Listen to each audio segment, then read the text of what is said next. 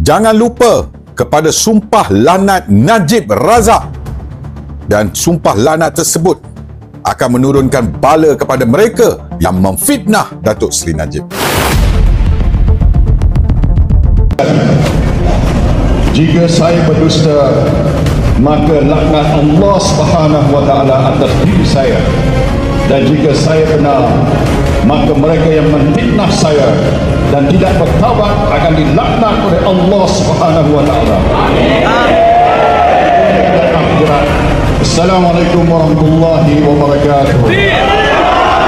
Ya, kita jangan lupa bahawa Datuk Seri Najib Tun Razak, keluarga beliau dan kerajaan UMNO Barisan Nasional telah ditumbangkan oleh kerana fitnah-fitnah musuh-musuh politik beliau dan juga musuh-musuh politik UMNO Barisan Nasional.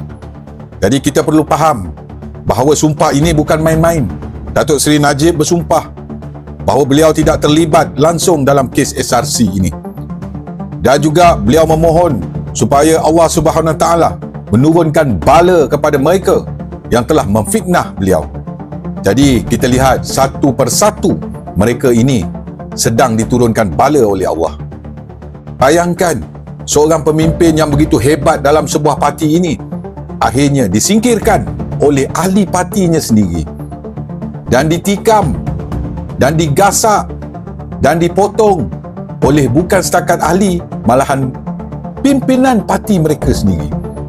Mereka telah dikerat-keratkan. Itu yang kita tahu. Musibah, bencana, bala yang lain mungkin kita tidak tahu sedang melanda mereka ini.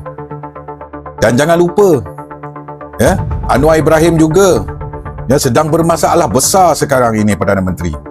Kerana beliau juga memainkan peranan banyak mengata, mengaibkan dan menuduh tanpa bukti terhadap kerajaan UMNO Barisan Nasional satu ketika dulu dan juga terhadap Najib dan keluarga beliau. Dan kita faham bahawa saman Yusof Rota akan dibicarakan tidak lama lagi, dan Anwar pun sedang kelang kabut memohon imuniti, semakan imuniti, supaya beliau tidak boleh dikenakan saman sivil terhadap oleh mana-mana individu atas alasan beliau ialah seorang Perdana Menteri yang sedang bertugas. Jadi kita perlu ingat, ya, kita perlu faham bahawa no one is above the law. Ya, raja-raja pun boleh disaman.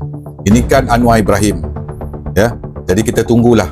Bala-bala ini pasti akan turun kepada mereka yang telah memfitnah Datuk Seri Najib sekeluarga dan juga pemimpin UMNO Barisan Nasional dan juga parti UMNO Barisan Nasional. Sabar rakan-rakan. Kita hanya menunggu kejatuhan mereka ini. Kejatuhan mereka yang telah memfitnah kita, memfitnah parti UMNO, memfitnah Najib Tun Razak dan keluarganya. InsyaAllah, Allah akan buktikan siapa yang berkuasa di muka bumi ini. Kita hanya tunggu dan lihat mereka ini jatuh satu persatu. Sabar.